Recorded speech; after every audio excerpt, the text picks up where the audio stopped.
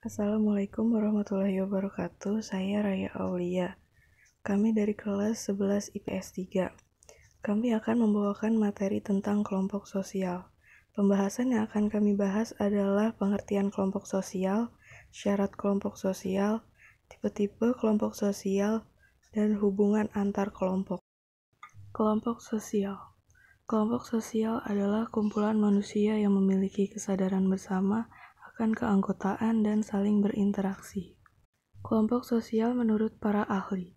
Menurut Wilahuki, kelompok sosial adalah suatu unit yang terdiri dari 2 orang atau lebih yang saling berkomunikasi dan saling berinteraksi.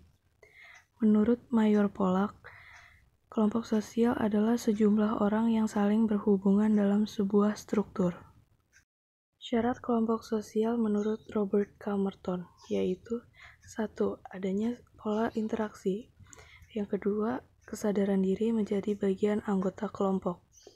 Yang ketiga, kesadaran diri bahwa orang lain sebagai anggota kelompok. Tipe-tipe kelompok sosial.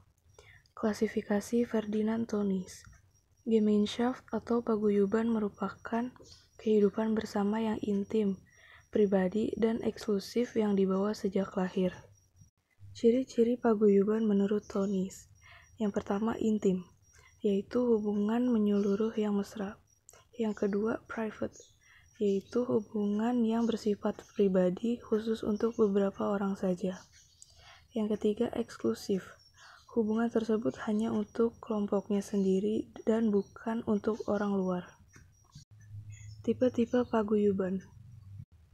Yang pertama, paguyuban karena ikatan darah atau keturunan. Yang kedua, paguyuban karena tempat tinggal. Yang ketiga, paguyuban karena jiwa dan pikiran. Contoh dari paguyuban yaitu keluarga, kelompok kekerabatan, hubungan, dan tetangga. Gesellschaft atau patembayan merupakan kehidupan publik sebagai sekumpulan orang yang secara kebetulan hadir bersama, tetapi masing-masing tetap mandiri dan bersifat semu. Ciri-ciri masyarakat patembayan yaitu memiliki pemikiran yang rasional. Contohnya adalah dalam sebuah kantor, anggota yang bekerja di dalamnya memiliki yang saling berkaitan, memiliki suatu perjanjian dan lainnya. Kemudian memiliki pola pikir dan tujuan yang sama. Selanjutnya, memiliki pemikiran dasar prestasi sebagai bentuk dari mobilitas sosial. Contoh, seorang bupati atau gubernur harus masuk ke dalam suatu partai agar ia mampu menjadi gubernur atau bupati. Contoh patembayan yaitu persekutuan dagang, serikat pekerja atau buruh, dan organisasi di sebuah pabrik atau industri. Dimensi hubungan antar kelompok. Kriteria fisiologis merupakan sebuah bentuk persamaan jenis kelamin yang dimana dimiliki oleh lelaki dan juga perempuan, baik itu tua atau muda. Kriteria kebudayaan merupakan sebuah bentuk dari kriteria yang dimana akan melakukan cakupan apabila dilakukan peningkatan oleh sebuah persamaan kebudayaan, seperti sebuah bentuk akan kelompok etnik. Selanjutnya, kriteria ekonomi. Apabila dilakukan perbedaan adalah dengan orang yang memiliki kekuasaan ekonomi dengan yang tidak memiliki kekuasaan. Kemudian, kriteria perilaku, yaitu orang yang dimana memiliki cacat dan juga penyimpangan. Pola hubungan antar kelompok. Akulturasi adalah suatu proses sosial yang timbul manakala suatu kelompok manusia dengan kebudayaan tertentu dihadapkan dengan unsur dari suatu kebudayaan asing. Contoh akulturasi adalah bangunan seperti masjid, menara, makam, dan bangunan lainnya. Perpaduan terjadi antara seni budaya arsitektur Indonesia dengan corak budaya Islam. Dominasi adalah suatu paham politik yang digunakan untuk menaklukkan atau menguasai suatu daerah atau beberapa daerah. Contohnya adalah dalam sosiologi, yaitu seperti dominasi orang putih di wilayah orang hitam mengakibatkan pengusiran penduduk hitam. Selanjutnya, paternalisme.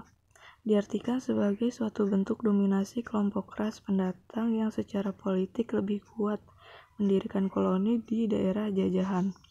Contohnya seperti dapat kita lihat pada masa penjajahan Belanda di Indonesia. Belanda berhasil menguasai Indonesia kurang lebih 350 tahun. Selanjutnya, paternalisme, yang diartikan sebagai suatu bentuk dominasi kelompok ras pendatang yang secara politik lebih kuat mendirikan koloni di daerah jajahan. Contohnya seperti dapat kita lihat pada masa penjajahan Belanda di Indonesia. Belanda berhasil menguasai Indonesia selama kurang lebih 350 tahun. Kemudian integrasi adalah suatu pola hubungan yang mengakui adanya perbedaan ras dalam masyarakat, tetapi tidak memberikan perhatian khusus pada perbedaan ras tersebut. Contohnya, pelajar-pelajar di suatu sekolah yang memiliki seragam yang sama dengan simbol yang sama. Selanjutnya, pluralisme adalah suatu pola hubungan yang mengakui adanya persamaan hak politik dan hak perdata masyarakat. Contohnya adalah masyarakat Indonesia pada masa penjajahan Belanda yang terdiri dari 3 kelompok ras yang hidup berdampingan dalam satuan politik namun terpisah. Sekian dari kami. Wassalamualaikum warahmatullahi wabarakatuh. Terima kasih.